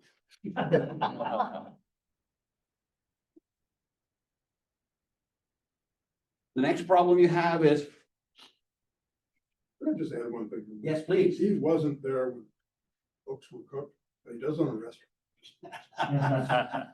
Cooking. We're gonna have lunch there. And you don't want to wait till investors impose stuff on you. You want to have everything in place, thought through. And this is early for, particularly as PhD students who haven't even founded companies. This is very early stuff, but since I was asked to do a complete 11 lecture series, you're gonna have to put up with it. But it's useful. Keep a copy.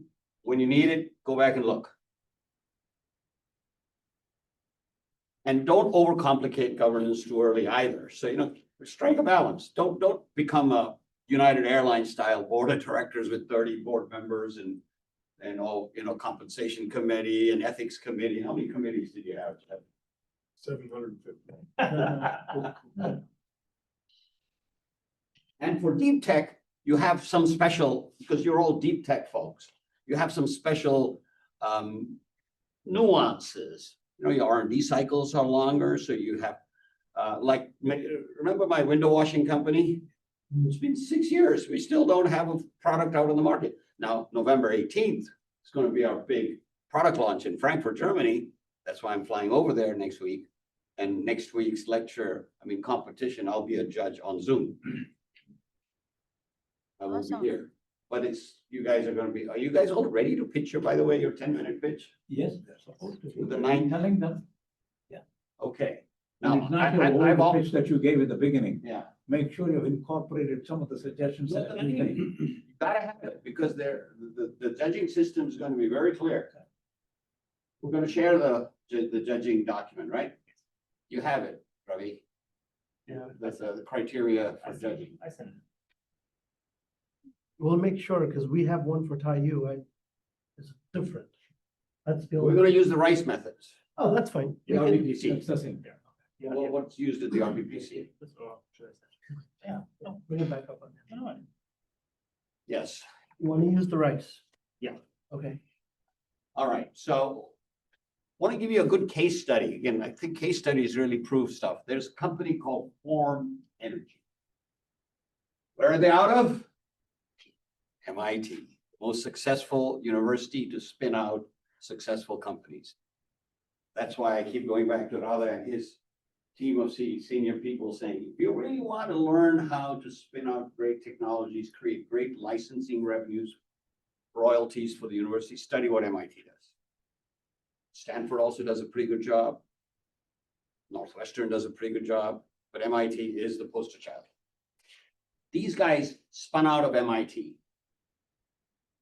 You know what they're worth? They're worth $1 billion today. They're still not public. Their Series D was $1 billion valuation.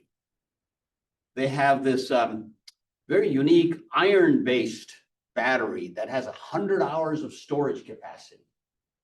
They are targeting the market for wind and solar to be able to store energy for long periods of time so that you don't need to go into what we call spinning reserve. You all know what the term spinning reserve is, right? You're techie guys. When the windmill needs to spin, but it's the electrons can't go anywhere. So you eliminate the problem of spinning reserve with these guys. And the way they managed through, and it's very complicated because you had professors who owned parts of the technology. You had government grants that came in, SBIR grants, all sorts of other grants that came in. So there were federal agencies that were involved, and then private investors. There was a Series B for 40 million, then there was a Series C for 200 million, and I think they've done a D for like 400 million right now. And they're worth well over $1 billion. But they balanced all of this brilliantly by thinking it through well in advance with clear voting preferences identified. If it's this area, you do this. If it's this area, they do this. And this is still a startup. So it's not United Airlines with 100,000 people. And there are several examples of success stories like this, but there are thousands more of failures that didn't do what Form Energy did. So it's a great example of good governance, managing conflicting sets of interests. The university, the professor who wants to get money for his invention, the founders, the CEO, the student, the PhD student who then became the CEO, and the federal agencies, and then the outside investors. Handing along.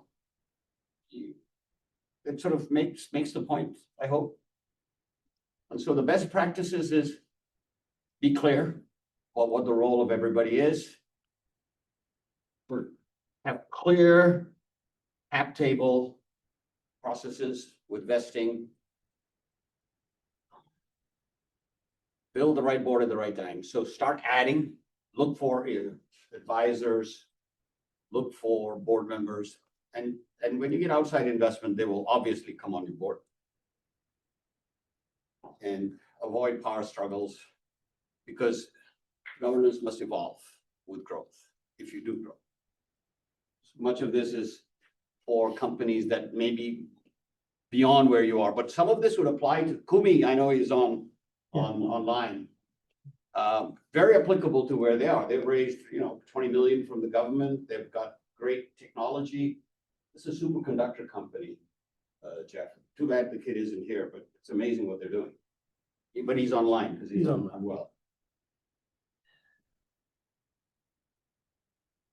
So typically, here are the 4 stages of governance.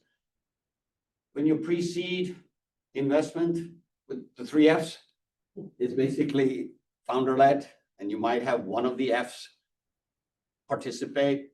When you get seed round, you'll have people like Goose Capital would be investing, and one of us would probably go on your board. When you have a Series A, you'll have a much more formal board. And then when you grow, of course, you have 750 committees. So why? I'll just pull them all up. So if you raised money tomorrow, do you know who decides what? We said this 2 slides ago. You got to make that very clear. It's not about control. It's about survival and trust. And also all the other constituents like your investors, your employees, and your customers.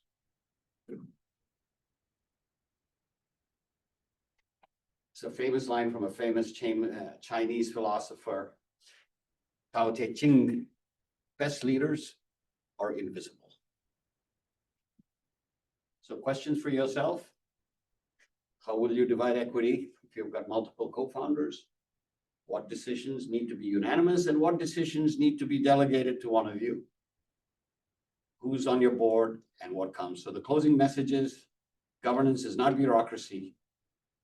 It's how your impossible dream becomes inevitable.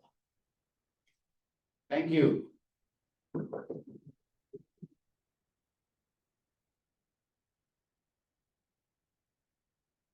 Questions or straight to the pizza for you guys? Well, are you going to share something about, that startup company's experiences? Which one? It's Fileco? Alex, come on up and share. because they're all in the, No, so I wanted one on there so that. Oh, yeah. Understand. Can you ask the question again, please? yeah, if you can just come here because the camera is there. I can. Not a problem. I can do.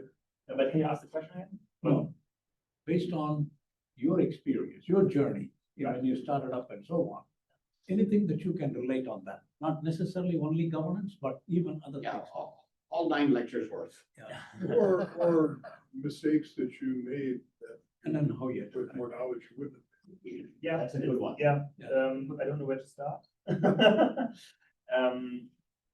The thing is that there are a couple of bigger learnings. One was we were very naive in the beginning. So we came up with a plan. And the plan was what Jeff described as a hockey stick, right? So we thought we had the startup, every customer will come and they will take the material directly and we can't produce as much as they want. The opposite was the case. We had to develop the customers, the market. We're a new startup without any reliabilities. They didn't know us, and it took us way longer to do the first revenue. And as Ashok also told us in the very beginning, of course you remember because you remind me also often. In 2021, when Ashok when Who's Capital invested, we were very optimistic about the future, and then the next year already we needed more money, investment money, because we miscalculated everything. And there was a big learning to that everything takes longer than you think, and that you should listen to what the other people, your advisors, tell you, because normally they live through that. They have seen multiple companies like this already, and yeah, you might be not that special like you think. Yeah, everyone sees those companies like Juul, for example, the vaping company, and see the Netflix series of them, and you think every startup thinks they're the same, right? But it's not. Right? That was a key learning. Don't run out of cash.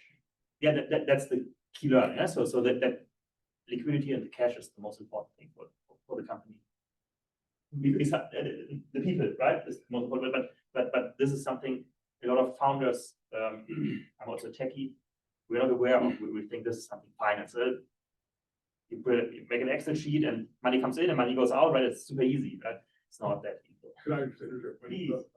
When I was at Continental, we were hiring a new chief financial officer, a guy named Larry Keller, who ended up being my boss, by the way.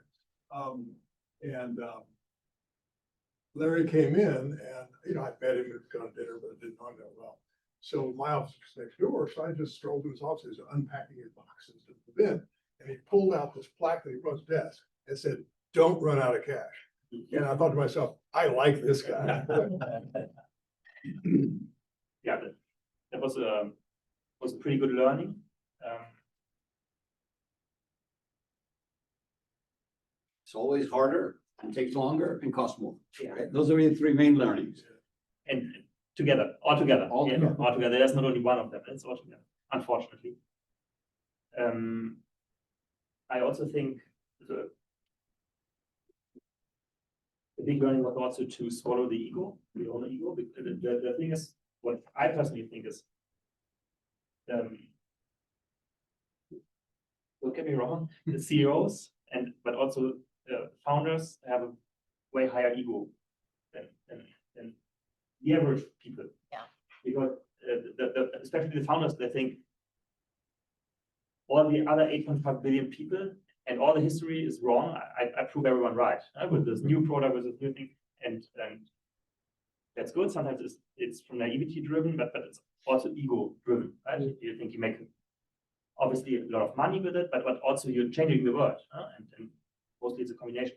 And the problem I see with a lot of startups is the founders coming together. They have all a huge ego. Mostly they're young, and that's a very bad combination. Right. So, and that's why we have an advisor also. If we don't know, we just call. Right. And this is important because you will pretty soon get to the edge. Yeah, find an advisor who you can trust. Yeah. Who believes in you and you believe in that advisor, and don't be afraid to call. I mean, like I'm on the phone with any one of these guys at least once a day, depending on the 5 or 6 different companies that I'm involved in. More than 5 actually, because 3 or 4 are non-goose. There's 5 or 6 that are goose. Every day, I have at least 1 or 2 conversations with one of them. When And much of it is just simply, I'm a sounding board. I may not be giving them any pearls of wisdom. So find that person or persons as soon as you can. In your case, it could be Anthony George because of his solid presence in Nigeria. Work on that. But it should be someone with experience also in life, can also then sit together and ground you and maybe like if the children are fighting, that they can say, why are you fighting about those stupid things, right?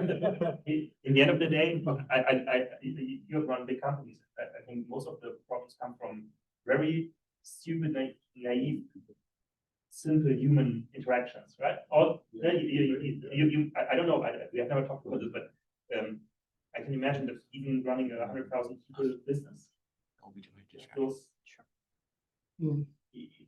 I think everyone thinks you're only dealing with very high level stuff and very right, Better not. but it's not, right? It's a you're all humans. Day-to-day grind. Yeah. Exactly, exactly. And that's why it's good having someone with you who's And one thing that tech people forget, if I may, and all three founders of FiberCode were tech, is to bring on powerful marketing and sales. Put some real interest, invest in hiring somebody who really knows how to sell. that's a good point. Because the product you have, probably the world wants, but the world doesn't know you got it. There was a time, I agree with it. There was a time we were producing fibers, right? Very special fibers. And I had the first batch of fibers, a few grams in my hand. And I said, this is something we cannot sell to anyone. We cannot show anyone because it's not perfect, right? So don't show anyone. We don't do marketing. One of my co-founders, he said, no, it's exactly the opposite. We're telling everyone we figured it out and it's doing well. And I think both of us were wrong. It was the compromise in the middle. But if we wouldn't have, I would have developed this to death. But it would be a very beautiful fiber. But in the end of the day, we haven't, and this was 2021, we are now 70 people.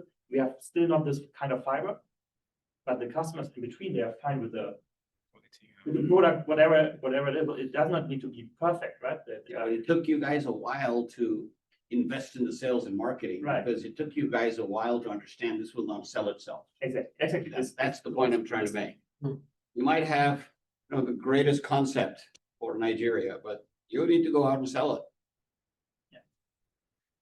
And it's also, if no one is willing to pay something for it, but everyone tells you that it's a great idea, then everyone is maybe lying to you, because I've heard this also a lot. I've heard this a lot, especially in the US. I don't get me wrong. I don't really racist or something, but in the US, it's very often they say, oh, it's awesome. What you're doing is awesome. It's so great. Then you follow up and they never reach out to you again. And then they want to have samples for free. I'm a fucking startup, right? We're trying to survive here. And if this is the case, they are not interested. And it's not awesome. Thanks. We're 12 o'clock. Thank you. Thank you. I'm sorry, I have a question. So if, may I ask? Yeah, of course. Yeah, so I have a question, but for both sides, both for the company and also for the investors. So how will you evaluate your company, evaluate a startup? So because when the investors invest in a startup, they will agree with each other how much money I will give you and how many shares I will own your company. So how will you evaluate your company and which technique you will use? Because usually a DCF method is No way. not useful for a There's startup. no C. Yeah. Yeah. So So maybe it's all a D.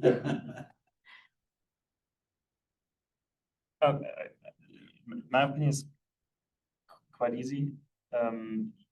You want to achieve something, you make several plans. You don't only make this one plan, but you make several plans, right? And you make a plan with, I don't know, getting growing your business in the next 2 years, becoming profitable whatsoever, and you need this amount of money, then normally you internally should double that amount of money, because what we just said, you need more time and more resources and so on than you expect. And then in the end of the day, it is you're going out and asking for this kind of money, and you can do the approach, you're going for the best offer. But the best offer is not only, I personally think, not only the money, it's also, is there an investor who can help you along quicker to this goal, is priceless. Or maybe you can price it, but Remember we talked in 3 lectures ago about soft capital? yeah, Mhm. this is. That's what he's talking about. Exactly, yeah, I didn't know We the covered right, that. but yeah.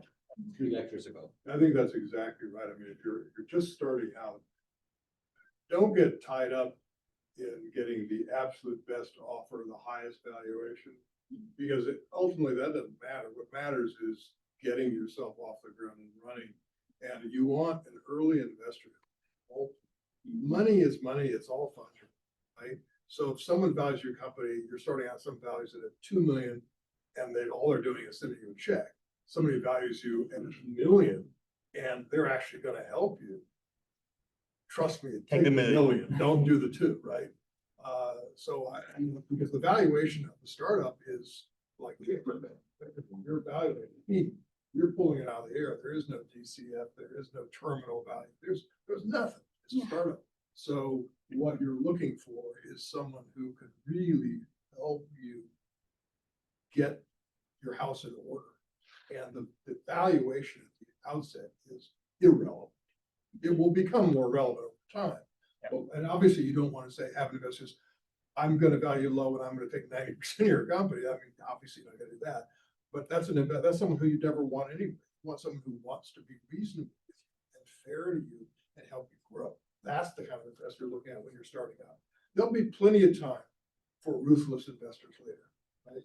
They will be very ruthless, but at the start out, you need someone who can help. Another thing, what you only learn when you have multiple investment rounds is also, you don't want to make it, you want to mitigate the risk of a down round, right? So it might be also not too stupid to go a smaller amount in the beginning and then show over time, and I don't know, few investment rounds showing that you're growing Yes, always. You can also go for a lot of money now and then increase the value. exactly can happen, right? Yeah. Yeah. Well, here's a rule of thumb that I think we all at Goose try to use, is that we put in the money we think they need to get to the next inflection point, but let the founders keep over 50%. Not crush them down to below 50%.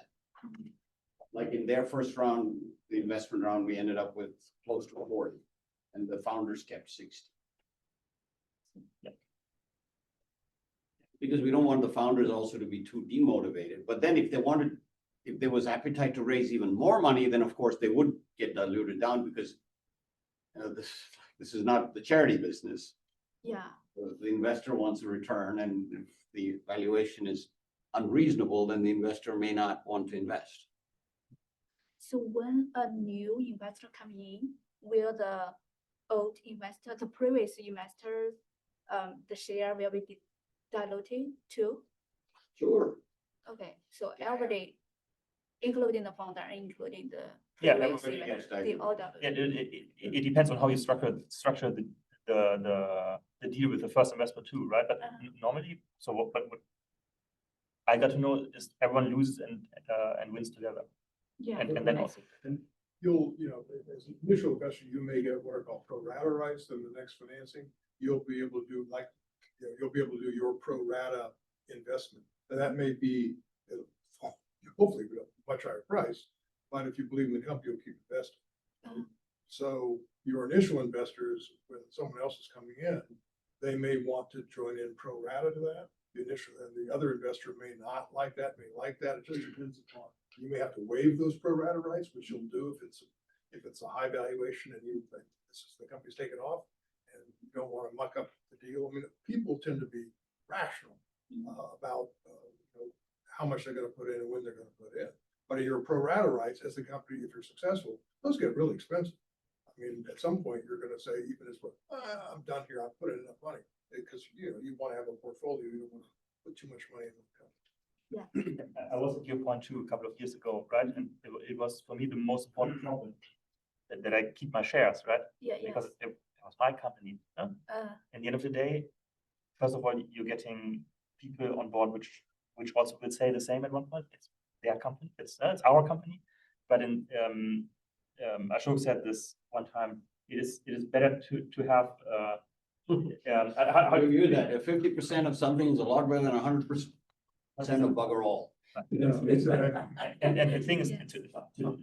today, I think we wasted a lot of time in discussing, okay, how much percentage more or less, because if we're successful together, it will change my life anyway. Yes. Doesn't matter about the 1 or 2% or whatsoever. And you also, this is something what Ashok said earlier. You're feeling if it feels right, it's right. It's also about the investor. You can also bring the wrong investor in even with more money. Yeah. And who wants harm for you can also have money on. So when you see the choose the investors who can help you most, what kind of decision you are thinking about? Is help in the network or the All, customers? Or? Everything. The things I don't know. I don't know you, but for us, like Ashok said, we were 3 techies and 3 mechanical engineers with no clue about finance. So having someone who's into that and well, that's very good. For some people, it's important to get a foot in the door for, I don't know, defense contract or knowing someone in the government. I don't know. It can be everything. In the end of the day, for I don't know, but for all of us, it's the first time doing that. And someone who has done this multiple times in multiple areas is most likely the best one, because this person has seen a lot. I think there's not a perfect fit for an investor, like who's opening the perfect door for you to make an immediate business. And I've never seen that, but someone like an all-rounder is way better for you, who can oversee everything and gives you a push here and there. Yeah. Okay, I see. A reminder, next week is the pitch. 10 minutes of the pitch, 5 minutes Q&A from the judges. Please go back to lecture number 7 and look at the structure, the 9 pieces of what you've got to have. The 9 elements of a good business plan presentation, pitch deck, ending with the ask and the use of funds. And then, Ravi, you're in charge next week. We'll be here and you'll be online. I'll be on Zoom. You'll be on Zoom. You'll be here On Zoom. on Zoom. On Zoom. Yeah, That's good. I will be there. Amir will be here. Great. In And then person. get a Hubert. He always asks nasty questions, Yeah. which is good. I mean, I like those kind of questions. He drills. You want me to send out the typical questions of RBPC judges? I have the list of all the questions they always ask. Sure. Yeah, okay. If that helps, I think that would be helpful if Yeah, you got yeah. a list of And- frequently asked questions. And Yeah. Yeah, we could put it in Canvas. Yeah. Send that over, yeah. And all of this will be like in Canvas?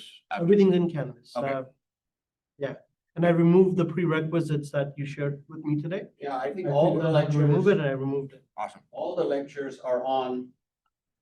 And I will remind you again, if you want to see how to present a really successful pitch deck, both in terms of the quality of the slides and the quality of the presentation, go back to lecture number 1. Look at the LightroTech RBPC bit that I put in there. That is one of the best examples of well thought out, well constructed, and well delivered pitch. I invested in them too. How many of you really are comfortable for, 15th? Because that's the line in the sand we just drawn, and we said we're going to make the pitch.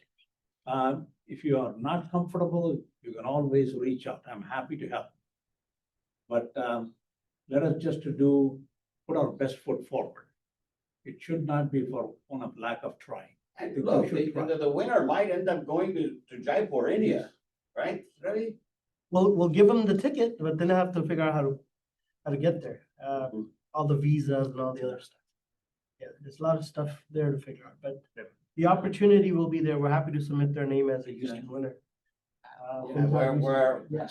where big bucks will be potentially available if you go to the annual One global of the summit. largest gathering of entrepreneurs and 14,000, around 14,000 people at that conference, all entrepreneurs and investors. Dr. Where is it on campus? I was trying to look for it and then. Okay, thank you all very much. See you in 3 weeks, Pleasure meeting you, sir. December 6th.